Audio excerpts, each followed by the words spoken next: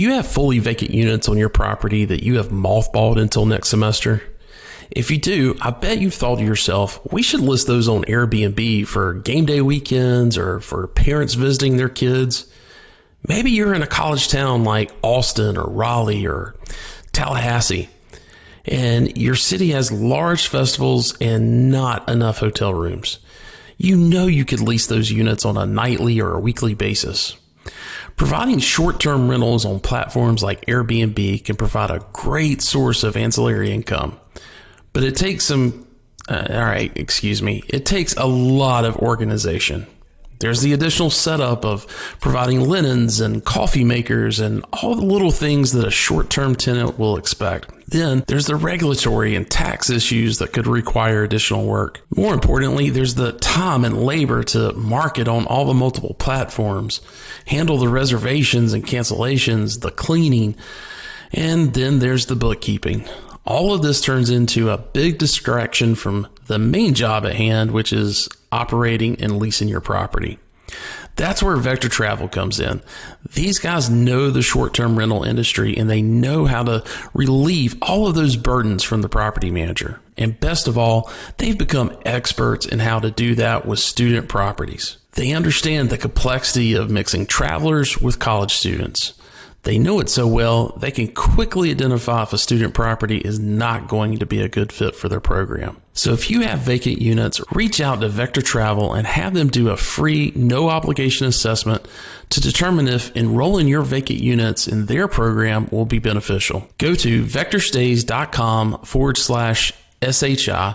Fill out a quick form to receive more information. You will also get the first month's service fee waived by going to that specific landing page. Again, that's vectorstays.com/SHI. Welcome to the Student Housing Insight Podcast, where we are putting you in touch with the people who bring student housing to life.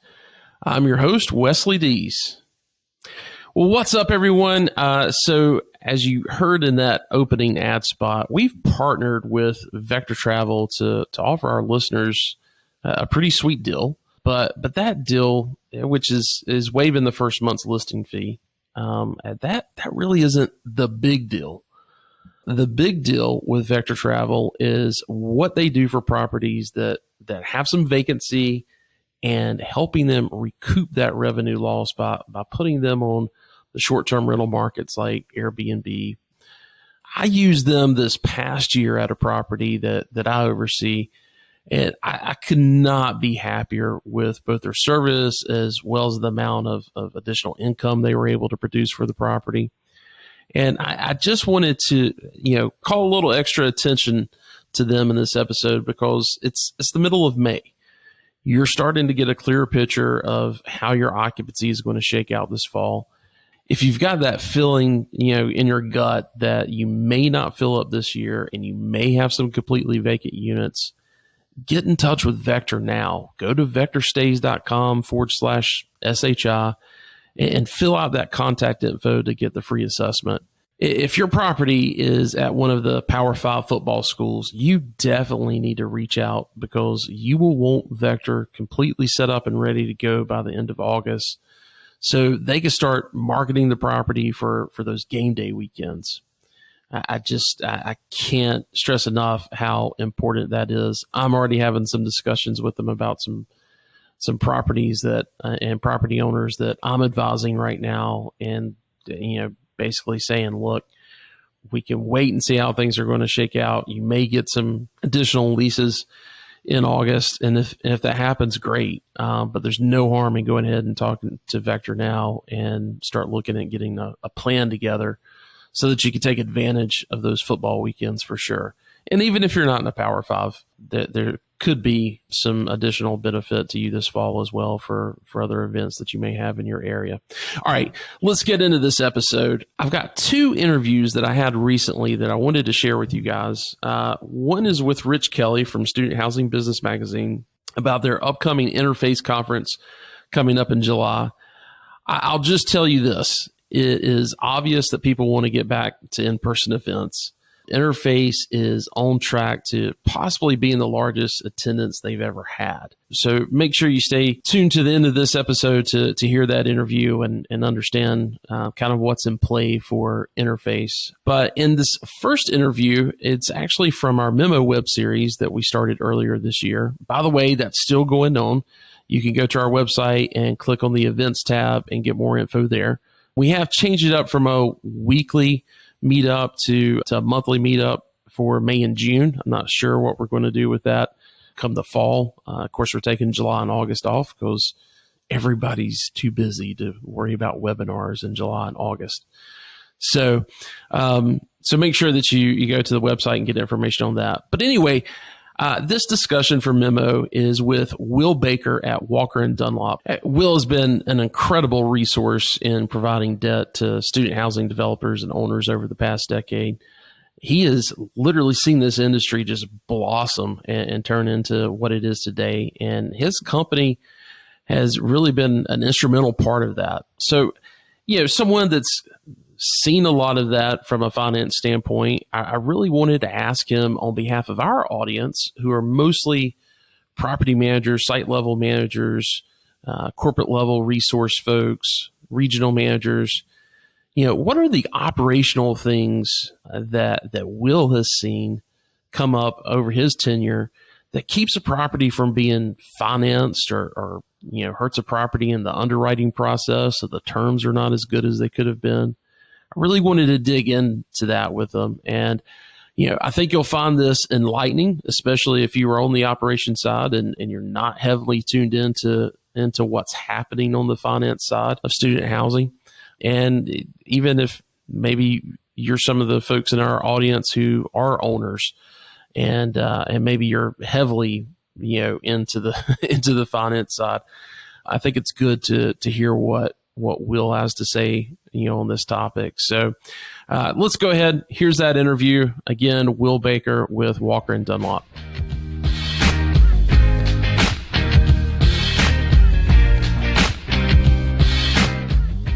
All right, so let's jump into it. So is the property you are working on right now, or maybe you've got a property within your portfolio, facing a potential sale or maybe a refinance of their loan? If so, you're going to want to pay special attention to my next guest. Will Baker is the Senior Managing Director of Real Estate Finance at Walker & Dunlop. He has over 17 years of experience in the multifamily financial world and is responsible for new loan originations with a focus on student housing properties.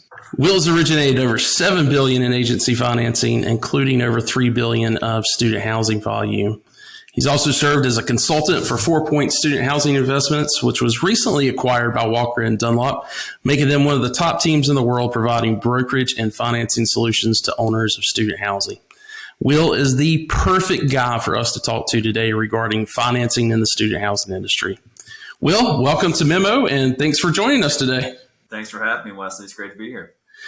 So let's just jump into it. Our audience is mostly folks on the operations end of the off-campus industry. Outside of reading snippets in Student Housing Business Magazine, most of our audience probably doesn't know much about yourself and Walker & Dunlop.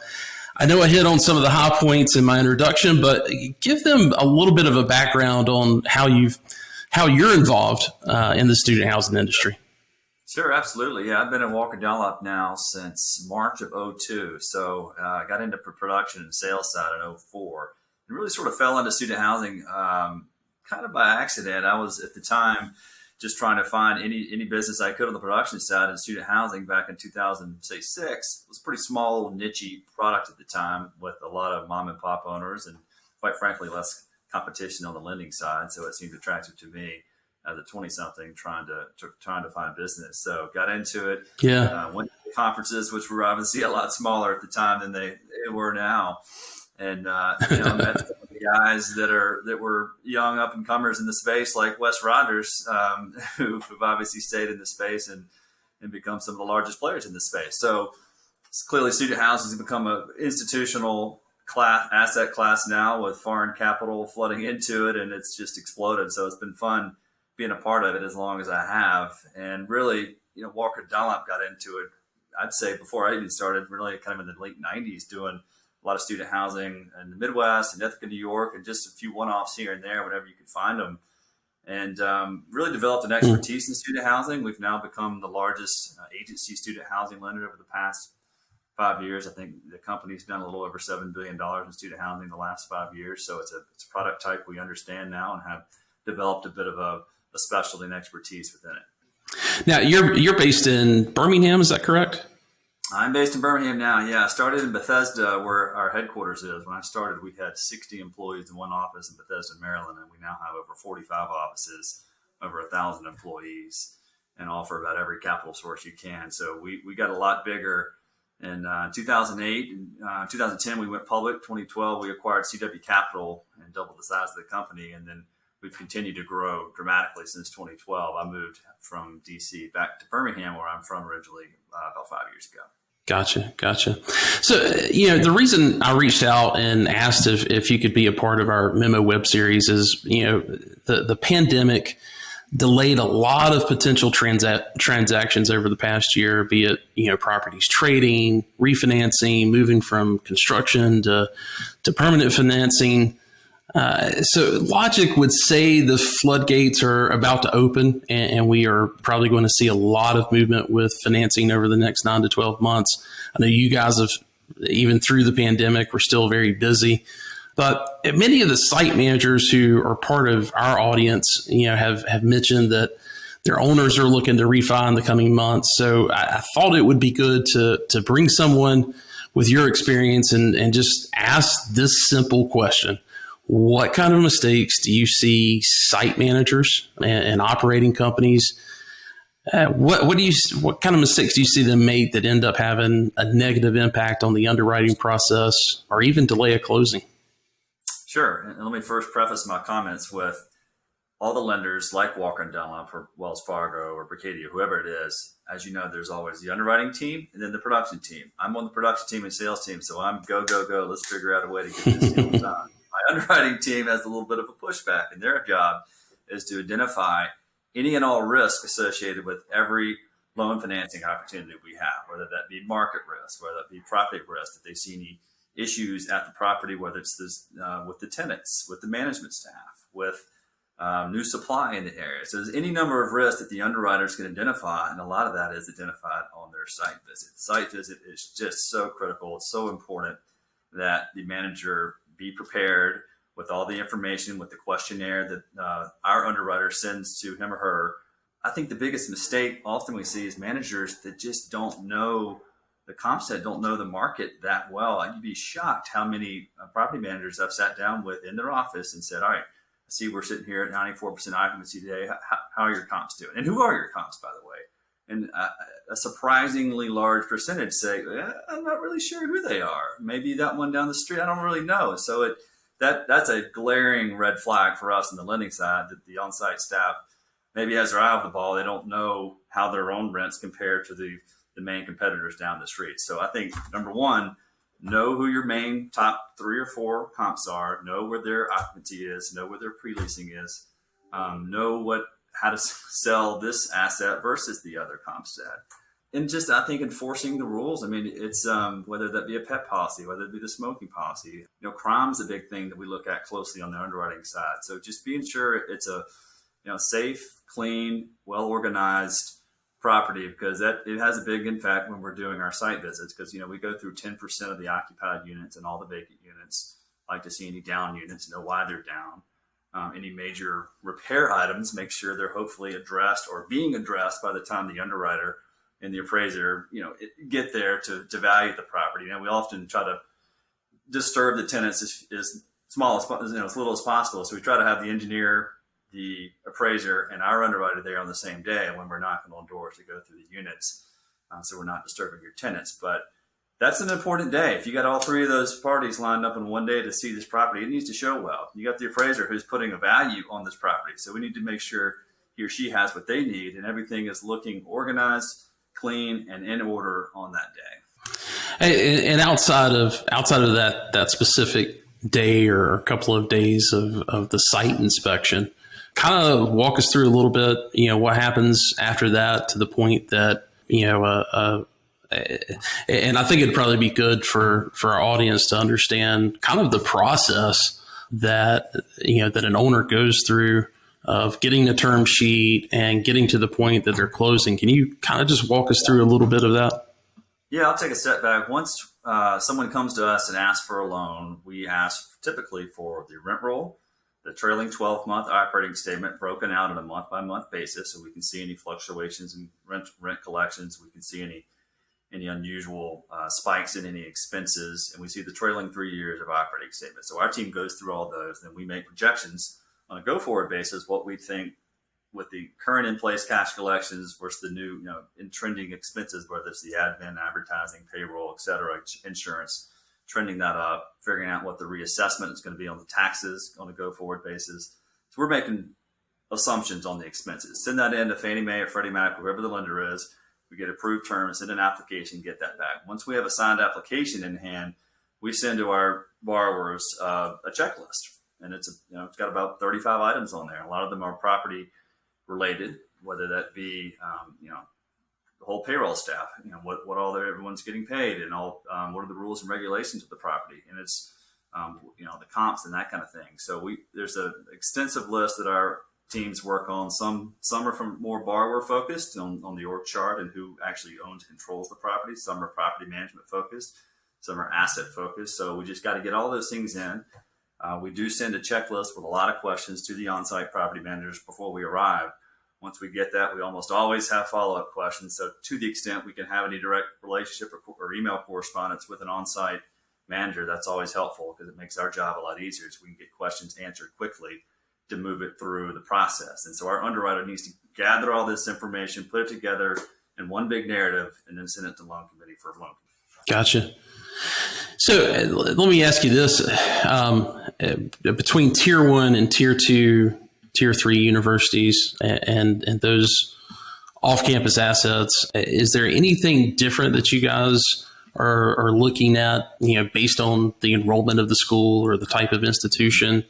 Anything like that we should be aware of? Sure, and that's changed a lot. The rules of what I do changed significantly spring of last year when COVID began. So we never went formally on pause, but as a lot of you remember, it was about a year ago, this time last year, when everyone was just in pure scramble mode for the next 2 to 3 weeks, as you guys on the operations and management side were wondering, what are our tenants going to do? Are they going home even though school is shut down? Are they going to stay here and be with their friends and continue paying rent? Are they going to go home and try to get out of their leases? I'm sure you had a mixture of both. We didn't know what was going on either from the lending side, both on all our conventional multifamily, but of course in the student housing too. Now, once the dust settled a little bit, we were pleased to see that I think a very significant number of the students did in fact stay and pay their 12-month leases. But regarding your question on enrollment, so the agencies who do the majority of permanent financing and student housing did have a dramatic new shift toward focusing just on major universities. They say Power 5, but they'll consider financings on other large universities, like the University of Central Florida, for example, which is, I think, is the second largest university in the country. It's got over almost 60,000 kids. So, brand name schools, bigger schools, they like to see at least 20, 25,000 kids or more. What's changed is those 15,000 enrollment in schools, that kind of third tier type school.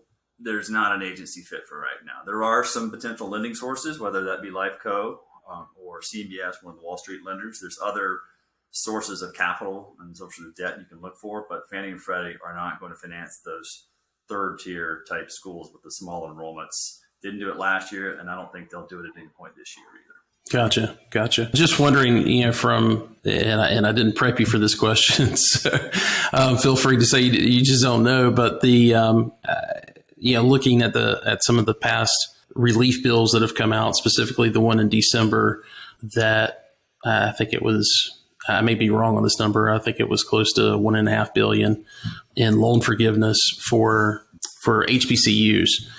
Which helps their balance sheet out incredibly, and there's a lot of speculation on will they look to partner with some of the P3 folks that are in our industry to add more housing. Is there anything that you're seeing from a lending side, be it on P3 and I don't know how much P3 lending do you guys do versus typical private off-campus housing? We do not do much P3. We don't typically do that type of financing. That financing did probably suffer a little worse than others during the lockdowns, and primarily because they were Gotcha. on campus subject to the rules of the university. So if the university said we're closed, then oftentimes the project, even though it was owned by a private owner, often also had to close. So they were probably a little more risk than the private off-campus. Right. So anything with the, especially the most recent relief bill, is there anything with those that are giving you guys a little bit more, I guess, a better feeling on where finance can be headed in the specific industry? It's interesting.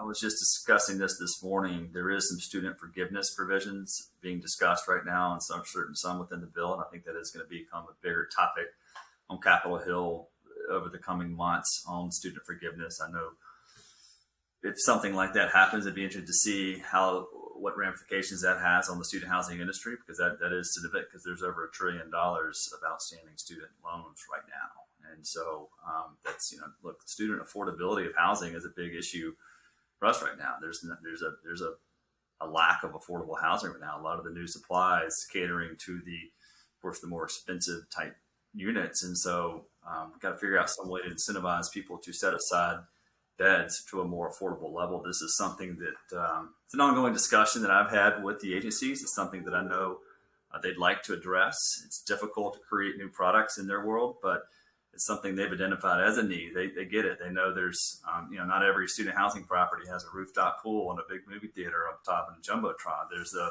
more affordable type student housing properties that we need to focus on too. So overall at Fannie and Freddie, there's been a big focus on affordability on the conventional multifamily side. So half of all of our production needs to cater to more workforce housing type apartments. And so what I'm advocating for is let's do that on the student housing side. Let's recognize that there's that sort of affordable workforce housing type student tenant that we need to provide for. We need to provide good financing incentives for the owners of those type of assets. And whether that's favorable interest rates or terms, what have you, we need to figure something out in that space. Interesting. Well, and I definitely wanted to, kind of ask that question. I think you're kind of, leading to it there. What is it that, we're in a much different world today than a year ago, and a lot of things are still changing. What do you see on the horizon that lenders may start requiring or changing with the underwriting process that we need to be aware of? Well, one of the major changes we had doesn't necessarily affect the operations management team, but we had COVID escrows. This is an escrow of cash just set aside that owners of properties that they needed a loan from us just had to put up with us and just sits there. And so it's basically in the event that the operations at the property began to suffer due to COVID, if a number of your students just leave and try to get out of their leases and your occupancy goes from 95 to 75 and you're barely able to support the mortgage payment, then we have that escrow set aside to make sure the mortgage is paid during this hopefully short-term pandemic. Now, this was all implemented in the spring of 2020 when we didn't know what was going on with COVID or what this meant for the summer, for the fall. A lot more visibility now. We got through what we hope, knock on wood, was the worst of this. And it certainly feels to a lot of us in the lending community, and I think to the buyers and sellers right now, that we're through the worst of it. We're starting to see some positive announcements from some major universities like the University of Alabama that says they're having full in-person classes for this fall, full in-person stadiums as well, no size restrictions. So I think you'll see more of those announcements coming throughout the spring. I mean, if you recall last spring, we were all looking on that website to see what these schools were announcing regarding online or in-person or a hybrid or what the breakdown was going to be. And that sort of helped to give us some comfort on what the fall was going to look like. Now that we're COVID cases are coming down and vaccinations are going up, and students have a lot spent a year doing mostly online for the most part, are ready to get back to normalcy as well. So my hope is that, for example, that COVID escrow will go away at some point this year. I think it will. I just don't know when. I don't know if any other major underwriting change. I mean, one one change we had to make is we couldn't do all in-person site visits anymore to the properties. So what we did to make it easier, and look, a lot of the students and the property managers didn't necessarily want us coming into the properties and not getting inside of students' rooms as much, understandably, with COVID. So what we did was just have our appraiser, who did actually have to be in there, fully masked, of course, and just use his iPhone. And we did virtual inspections with our underwriter, who would be back at their house looking in each of the units. Interesting. And so we'll start to resume normal in-person site visits. I hope at some point this year, maybe this summer, early fall, we'll get back to normal on the site visit part of the process. Gotcha. So before I let you go, outside of some of the mistakes that you mentioned earlier that you've seen operators make, any advice that you would have for the audience on things they can do to help make the financing process smooth and seamless? It kind of goes back to what I said earlier on knowing your comps, but when it comes to late spring, before your tenants scatter for the summer, really hammer that pre-leasing hard. And look, we look at net rents, right? So it's not purely about pre-leasing occupancy. If you drop your rents $100 just to get bodies in there and signing, that's not going to help us. We need to see some rent growth, but we need to see some strong pre-leasing, preferably ahead of where it was this time last year, preferably ahead of your top 3 or 4 comps. So if you can do that before June, that's really going to help us on the lending side know that this is one of the best leading assets in the market. It's ahead of its comps. It's ahead of where it was last year. We feel bullish on how it's going to look come fall. But a lot of our financings really happen in the fall. So making sure the students get there, turnover, the turns go well in August, the students show up. So collections in August is really critical. We need to see high percentage of collections, rent collections in August and September. September and October is usually when most of the closings actually occur, but we need a really clean rent roll in August and September with strong collections those 2 months. Gotcha. And that was going to be my next question is kind of, for you guys, how are you stacking the dominoes as far as the timing? When's the best time? I think that makes all the sense in the world that it's going to be right after move in. So, exactly. Good news. Technically, we can do loans right now. It's just we start to really hammer in more on what the pre-leasing is. Whereas if you close your loan in the fall, hopefully you'll have a higher rent roll with the rent increase included for the fall academic schedule. Plus, we don't really dig in at all to the pre-leasing because it's just fall. We don't expect it to be pre-leased. So it's more of just underwriting the new trailing 2 months, 2 or 3 months of collections for the fall year, and off you go. Whereas you do now, we hammer down really closely on your pre-leasing where it is. If it's too low, we may just say, sorry, we can't do anything right now. We got to wait till the fall. Gotcha. Well, Will, thanks so much for your time. I think our audience is certainly, better for it. I appreciate it so much. For most of our audience members are not going to be the ones that are picking up the phone and calling brokers to, see what financing options are out there. But if we've got that owner or if we've got an asset manager that's watching this and they've got that question and want to reach out to you, how's the best way to get a hold of you? Yeah, you can feel free to email or call me anytime. I'm more than happy to discuss anything with whether it be a property management staff or asset management team. My work number 301-215-5510 is probably the best number for it. And I'm always happy to help and answer any questions you have. Great. And we've also got your email and your LinkedIn profile on our speaker page, so folks can look there as well to get your information. Will, thanks so much again, and we'll talk to you soon. Sounds good, Wesley. Thanks for having me. All right.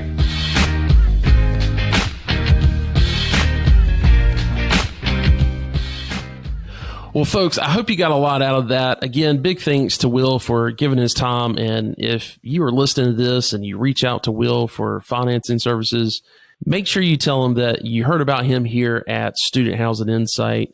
I know he'll appreciate the time he spent with us even more if he's able to hear that. So, well, guys, let's get to that next interview I was telling you about with Rich Kelley at Student Housing Business and our discussion on the upcoming Interface Conference in Austin this coming July. Here's that interview.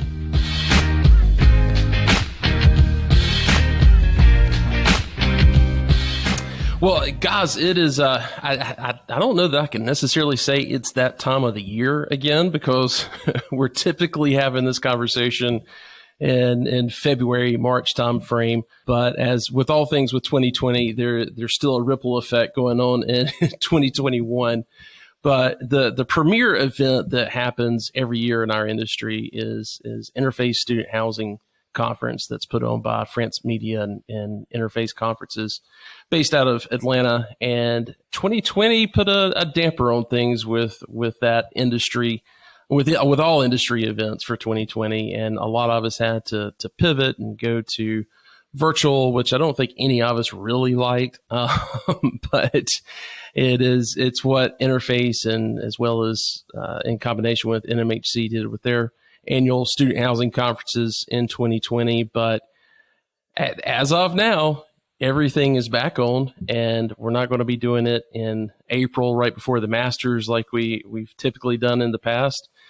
This year, it's in July, and joining me today to talk a little bit more about the conference is Rich Kelley with France Media. Rich, welcome to the podcast. Thank you, Wes. Thanks for having me. Like you said, little different circumstances. We had so many people that wanted to go to the Masters every year, we decided to move the event to July. No, I'm just that was a COVID-induced decision, but you know what? It actually, I think it's going to work out pretty well. I must tell you, from our own sake, it's actually nice to have more time to plan. So that's actually worked out well. But yeah, it's a little different. It'll be hot down in Austin in July, but that's all right. The conference is indoors, and I think we're all going to be safe and vaccinated, hopefully, and put on a great 2 days. So we're really excited about it. Yeah, I mean, it's amazing. Just, when you guys made the announcement that you guys were pushing it to July, I thought, it's kind of a bummer. It's getting really close to turn. There may be a lot of folks that's not going to work for. And plus, from the deal transaction standpoint, like April's a perfect time to be meeting. But as we've come, we've rolled out the vaccines and everything else through the spring, and we're, CDC just announced this past week that they're pulling back their recommendations on face masks with folks that have received the vaccine. It's like, okay, this could actually be really, really good having this in July. So that was great planning. I don't know if you guys were reading the tea leaves or exactly what it was, but yeah, right after the first of the week, it's going to start. I mean, first of the month, right after Independence Day. I believe July 7th is the first day of the conference. July 13th. July 13th through the 15th, July 13th. which is Excuse me. the Tuesday through Thursday timeframe. We've actually had a ton of people making hotel room reservations for Monday night too. So I think people are really getting there early and starting their networking. Yeah, we wish it wasn't as close to turn as it was. That's unfortunate that it was just kind of the hand we were dealt. But I think we wound up judging pretty well in terms of where we are from a COVID standpoint and a vaccine standpoint, thank goodness. So I think we're good on that front. Interesting you said about how normally the event in April times up great and syncs up very well with deal flow and activity. But, I think that deal flow and activity has gotten held up a little bit this year because people want to see leasing numbers, and et cetera. Exactly right. So actually, July might actually now be a very good time from that standpoint, this next 5, 6, 7 weeks. So, yeah, we feel very fortunate, Wes, and we're looking forward to a great event. Yeah.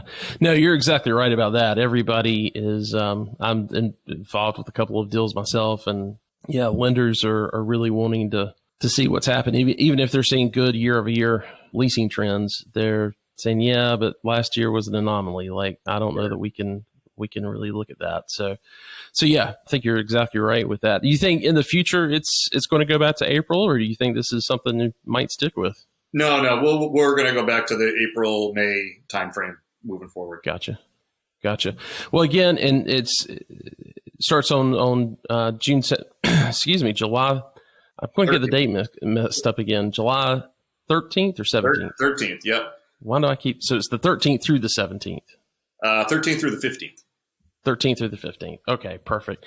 So I don't know why I don't remember that. I've got it in my schedule and I've told other people about it. So I don't know why I'm having a problem with that date, but 13th through the 15th at the JW Marriott in Austin, Texas, which is right downtown. Great place to be. Tell us a little bit about, I think probably the first thing that's going to be on everyone's mind is there going to be anything that's different? Is there going to be, should they expect any type of social distancing rules that the hotel may have made you aware of?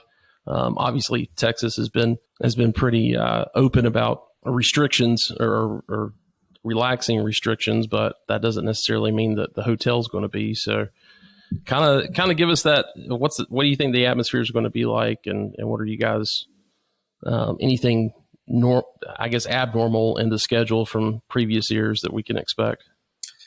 Good question. In terms of what it's going to be like on site at the event, hard to say exactly right now. If you'd asked me that question 2 months ago, I would have said, well, it'll probably be like this. And now, 2 months later, that answer would be completely different. And the event is still 2 months away. So, it could very well be, very different again in 2 months. What I can tell you is that I'm actually going down to Austin next week with Randy Sheeran, and we are going to meet with the folks at the JW to talk about a few things, to try to get the lay of the land in terms of distancing and setup and things like that. I can tell you that the event is traditionally always been on the fourth floor of the JW, kind of consolidated all right there on that one floor. This year, we are going to be on the fourth floor, but also on the third floor. So we are going to have our concurrent session rooms down on the third floor as part of that ballroom. That will do a couple things. It'll make the concurrent session rooms much, much bigger, which will allow more distancing, which is a good thing, because those rooms up on the fourth floor were pretty tight.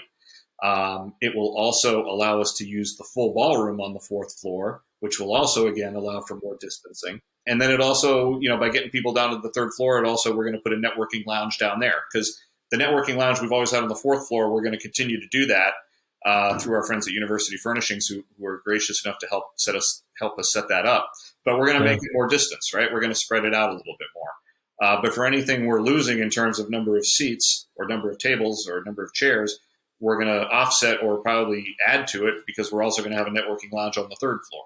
So we're lucky that the JW didn't have somebody on the third floor during our dates, for probably obvious reasons. There haven't been a lot of meetings been going on. So for this 1 year, we're able to utilize both the fourth floor and the third floor, which will allow us to do, I think, a lot of good social distancing in terms of crowd disbursement, if you will, and not having session rooms be overly crowded. So that's a good thing. And I'll know more, after I get back from the JW next week and visiting with them. Our first, it should never go unstated that our chief goal and motivation is to put on a safe and healthy event for everybody, for our staff, for our speakers, for our exhibitors, for our attendees, sponsors. We want to put on we're going to do things in a logical and smart fashion. That should go without saying, but I do want to say it, because, I want everyone to know out there that we take this seriously, and we're going to do what should be done to make sure that everybody is in a good, safe environment. And, more to come, I'd say, on that in the next 8 weeks.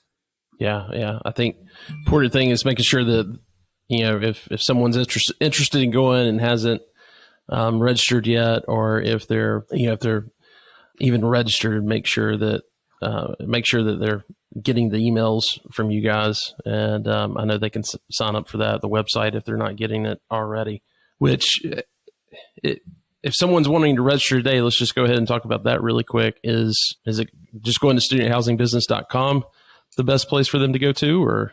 It's actually interfaceconferencegroup.com. So INTERFACE conferencegroup.com, long address. When you get there, click on Interface Student Housing. And when you click there, then we'll take you to the conference website, and you'll see, agenda, speakers, sponsors, hotel venue information, and of course, a button to register as well. Perfect. So let's talk about registration really quick, because you and I talked a little bit about this in kind of our green room session, talking about the numbers. You've already got over 900 registrations. We're recording this on May 14th. And we were talking a little bit about how that compared to previous years. And obviously it's a little bit different because of the timing, but that's shaping up to maybe be one of the biggest conferences you've ever had. Yeah, it's weird. I mean, I think the biggest crowd we ever had was 1,200 a few years ago. And I haven't checked this exactly, but, we're still 9 weeks out from the event. So normally that would be early February, right, when we do the event in April. And I don't think in early February we've ever had 900 people register. So we might even be ahead of pace, which would be interesting. You know what? I really don't care in some ways how many people are there at this point. We've got a great number already. I know we have the right people there, which frankly is the most important thing. Yeah. If we only had 100 people signed up or 200 people registered, I'd be concerned. But, we're at a point now where I know it's going to be successful. We have the right people coming as speakers and sponsors. The exhibit floor is basically sold out. I think we have 2 exhibits left. The hotel room block we've added to 4 times. So I know we actually almost have more hotel rooms booked than we have people registered, which tells me some people have booked their rooms but are waiting to register. I assume hopefully that they will. So all things point to a very robust event. Whether it matches the 1,200, I'm not really concerned about that. We're going to have the right people there. We're going to have enough people there for everybody to be able to derive a lot of value from their own presence. So we're very excited. Yeah. So let's talk a little bit about what to expect. I mean, obviously, there's the conference with the sessions and the networking. We'll talk about those in a little bit more detail in a moment. But there's typically the golf tournament, and I can't imagine playing golf in July in Austin and how miserable that at least I would be in that kind of heat trying to play golf. But that's typically on the first Monday. Is that happening again this year? Yeah, so usually the golf tournament kicks things off. So it would have been like Tuesday morning this year. And for 2 reasons, we decided to not do the golf this year. One is the reason you just alluded to. It's going to be really hot. And even if you start at 8 in the morning, it's probably hot at 8 in the morning. I know it's going to be really hot by 11 a.m. or noon. So we don't want anyone keeling over on the course and not being able to make it for the rest of the event. So between that and also just a thought on our behalf was, I think if there's ever a year to keep things simpler rather than more complicated, this is probably the year to keep things a little simpler. So we're not going to do the golf outing this year. It pains me. I'm a golfer. I've always enjoyed it. I know a lot of people love that golf outing and really look forward to it. I can promise you it'll be back next year. So we're not doing the golf outing. We are going to start with our roundtables as we always have. We may break that into 2 shifts of roundtables, again, for kind of distancing purposes. Yeah. But the roundtables are something people really love. It allows us to cover so many more niche topics that we don't get to cover necessarily in the agenda. So it's a way for us to give more value to our attendees, and that's what the event is always about. So we are going to do the roundtables, and then that will roll into our opening cocktail reception on Tuesday night from 5 to 7. That will be on the floor of the exhibit hall. The exhibit hall is a big space. It spaces itself out pretty well. So I'm confident that that's going to work out well. And I look forward to hopefully seeing everybody on that exhibit floor for the cocktail reception at 5 o'clock. Yeah. And to talk about the roundtables, I mean, what I love about that is a great opportunity. If there's something, regardless if you're, more on the operation side, like I've been throughout my career, or if it's something, on the debt or equity side, or if there's something on the, on the development side that's a little bit more kind of a niche type of thing, be it interior design or, something on the software side of what we do.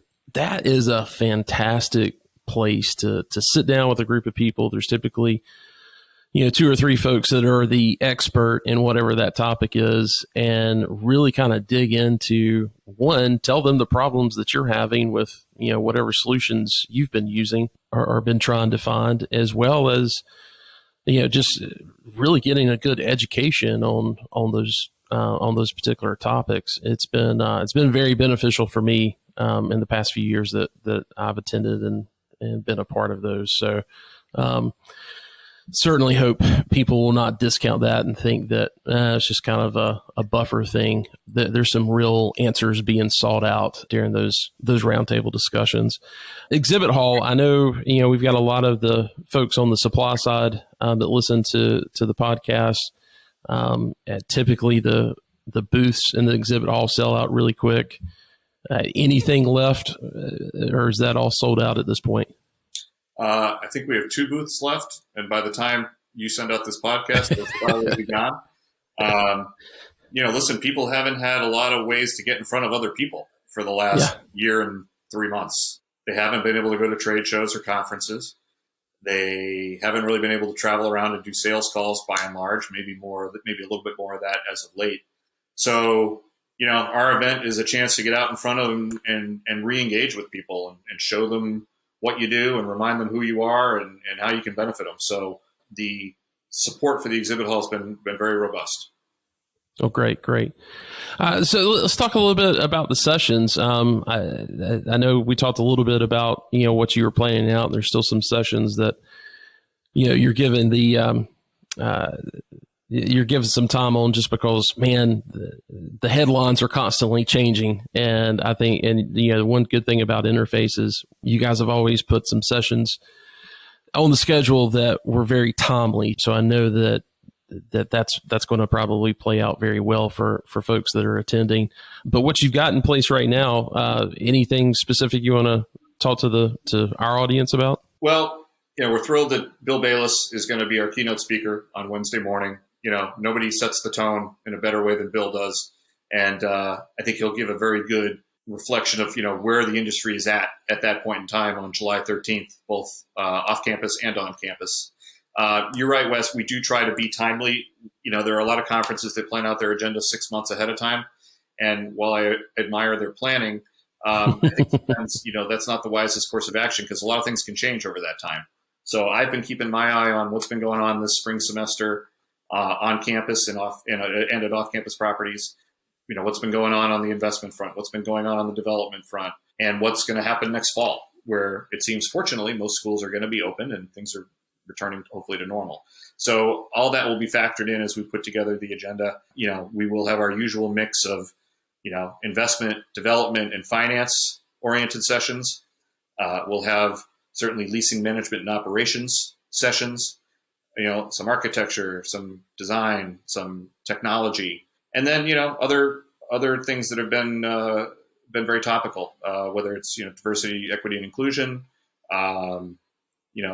things that the industry may have learned from the pandemic or through the pandemic that might stick with us. So all that's being kind of put together as we speak, and hopefully we'll be announcing that very soon.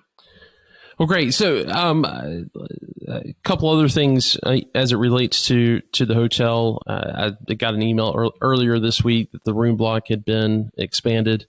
Any details on that you can provide?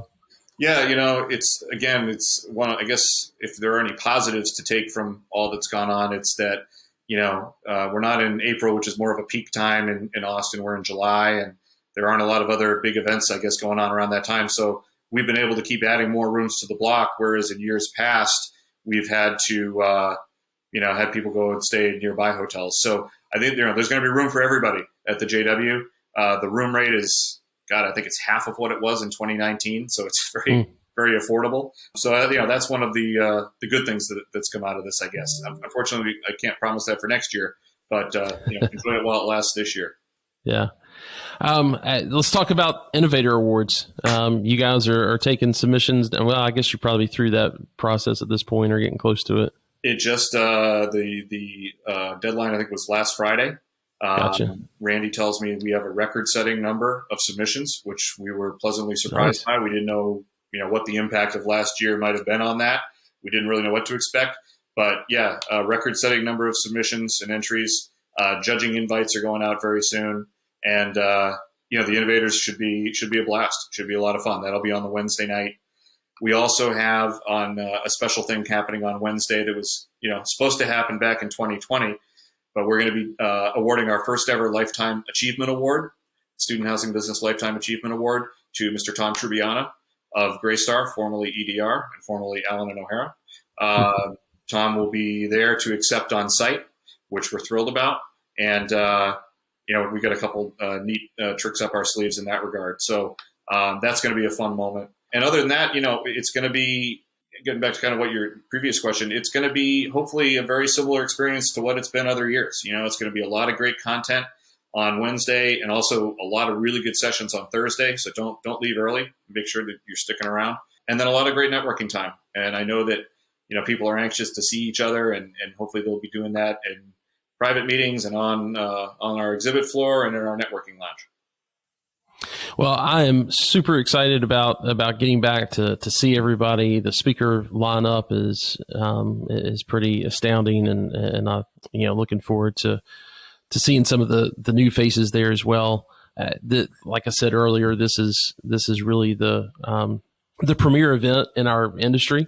And it's really kind of become, the kind of the global event for student housing, at least purpose-built student housing. I know that you guys were getting a lot of folks from other countries registering in 2019 to 2020, and the globe was kind of really looking at this as being the event, for everybody to come to. I know that that's not going to be the same this year, but just kind of curious if you've been looking at those registrations and seeing any other countries that are being represented besides the U.S. Yeah, I've had a number of conversations with friends and supporters in Canada, and I feel bad that our friends in the North are currently a little landlocked up there. But Wes, that goes back to my previous statement of you never know what's going to happen in the next 9 weeks, right? I mean, yeah. I who knows, right? If there's a will, there's a way. Hopefully, maybe they can make it. I know, for example, the folks at GSA who bought the University Communities portfolio, in such a big deal earlier this year. I know they're coming over. I have seen some registrations, a smattering of registrations from some foreign countries as well. Who knows what the next 9 weeks will bring? Obviously, we welcome everybody to the event and hope that we can open our doors to as many folks as possible. Well, fantastic. Well, again, thanks so much for your time, Rich. Also, thanks for working with myself and Student Housing Insight. We're going to be doing another remote podcast recording, which those have always gone over really great with our audience, because it is one of the few occurrences where we can get the folks that are in the C-suite and a lot of those executive positions under the same roof at the same time, and being able to sit down with them and pick their brains on topics has been a delight for me. And judging on the downloads that we've gotten from those specific podcasts have been pretty big. So looking forward to doing that. Again, thanks again for assisting us with that and making that available to us. And yeah, man, looking forward to it. Again, it's July 13th through the 15th, JW Marriott in Austin, Texas. And that website one more time, Rich?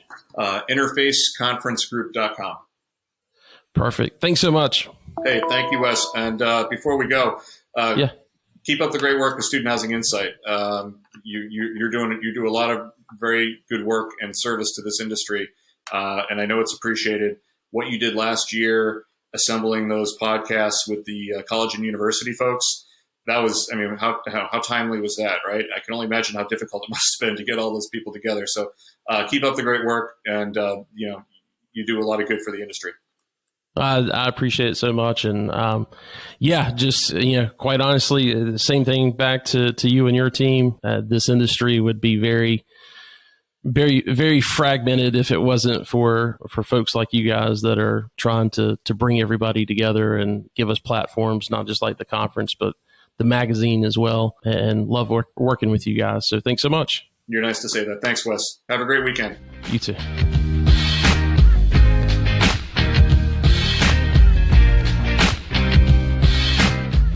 Well, guys, that's it for this episode. If you're going to be at Interface and would like to chat about what we are doing here at SHI, or maybe you want to talk to me about consulting services that I provide at Providential Student Housing, please reach out. I would love to schedule some time. Best place to go for that is just to email me at contact@studenthousinginsight.com. Also, if you're listening to this prior to June 3rd, we have a special webinar we are doing at noon Eastern on the 3rd. It's all about how to market a new development or a major renovation. We've got a fabulous panel that includes folks from CA Ventures, Landmark Properties, Asset Living, Price Company, and of course our folks over at Empower PMC.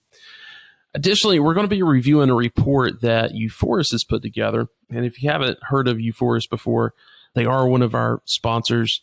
Talked to them a couple of times on here about their virtual reality services that they provide for property websites. You can also use a lot of their renderings and things, obviously, for social media marketing and that type of thing. And, Euphorus is so important. And if you're doing any type of new development, having them be a part of your marketing team that's putting together that website, because let's face it, you're selling dirt. and you need some good renderings and architectural renderings, and even the architectural 3D tours are just not the same as a virtual reality tour, especially one that UForest does, because they're a group of gaming engineers. These are the folks that put together FIFA and a lot of the EA Sports stuff that you probably played growing up. Maybe you've got kids playing those games now.